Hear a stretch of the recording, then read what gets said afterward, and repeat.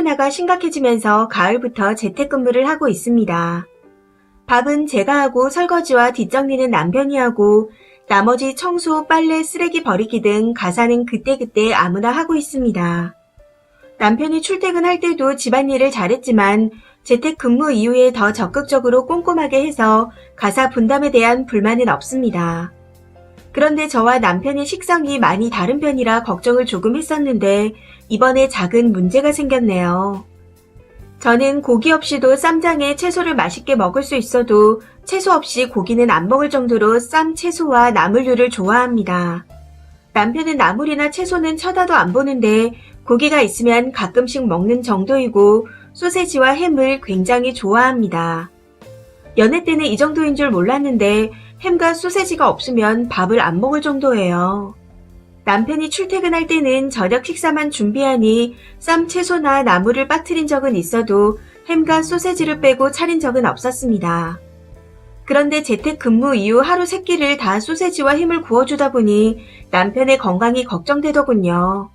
그래서 양파와 대파, 당근을 충분히 넣고 닭볶음탕을 만들고 햄과 소세지 없이 밥을 차려줬습니다. 남편이 식탁을 보곤 햄이나 소세지가 없냐고 물어보더니 없다는 제 말에 밥알을 세다가 라면을 끓여 먹더군요.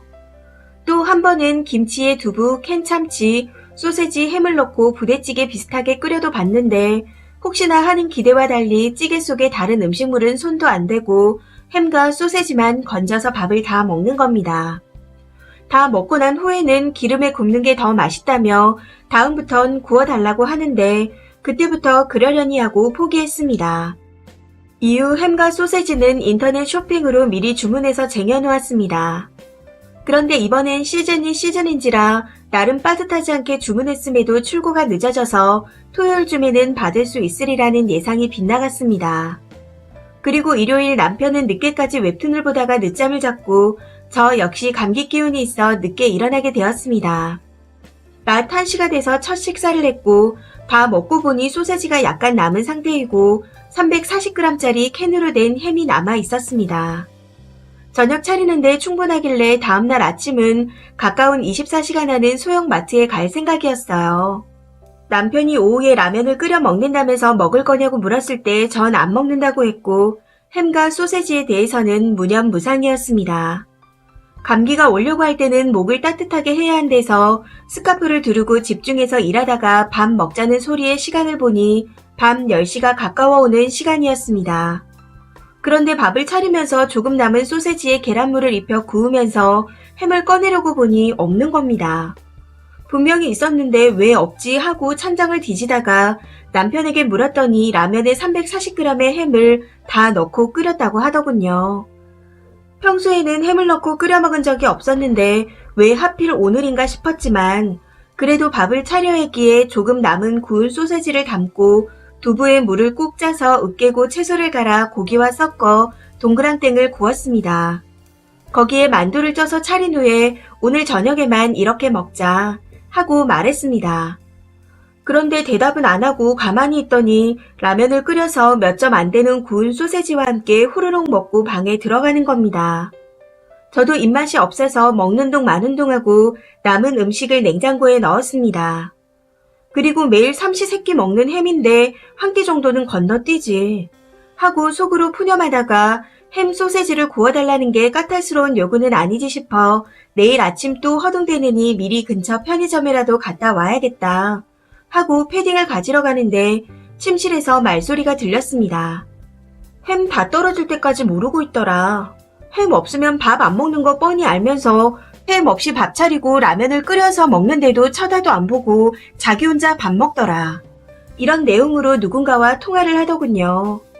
남편놈이 내 뒷담화를 하고 있는데 이 밤중에 콧물 훌쩍이며 햄을 사러 가려고 했다니.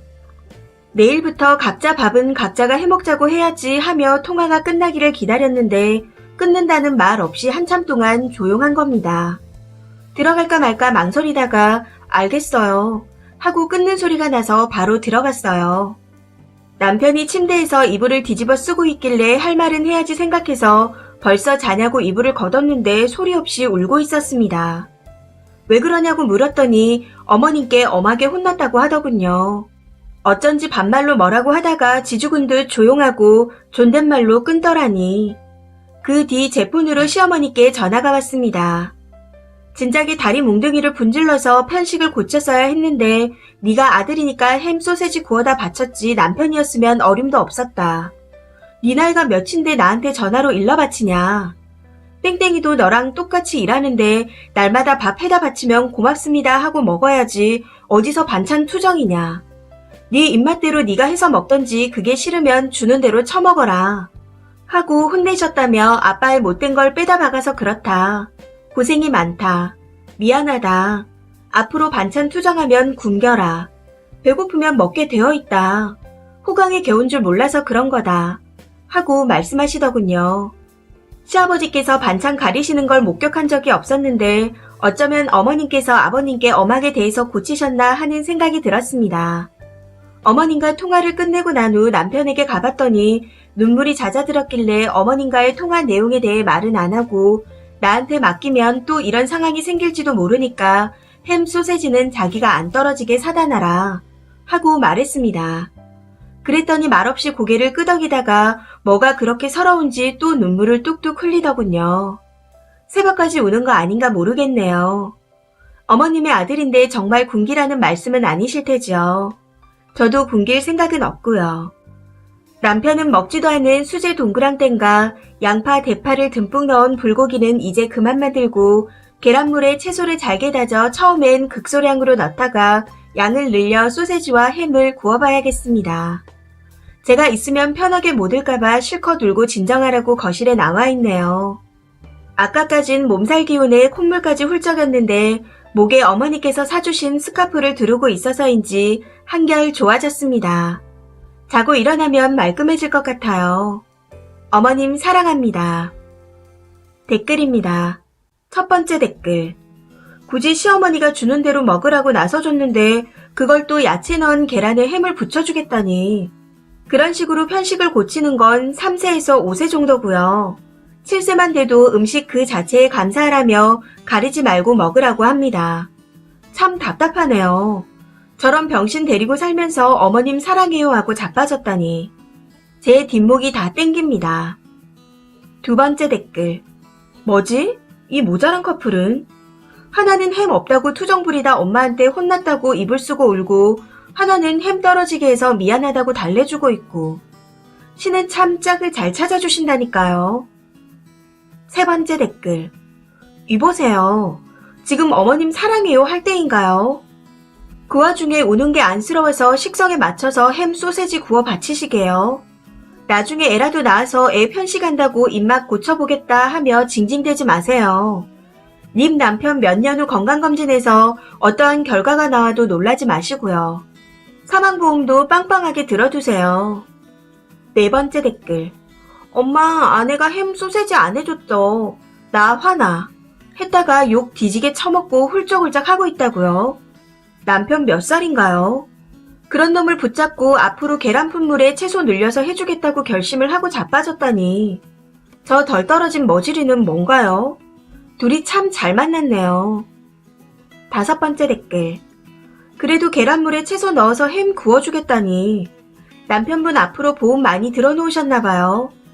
죽이고 싶을 정도로 싫은 친오빠가 습관이 딱 남편분 같은데 저는 걔가 햄 처먹고 있을 때마다 속으로 응원합니다.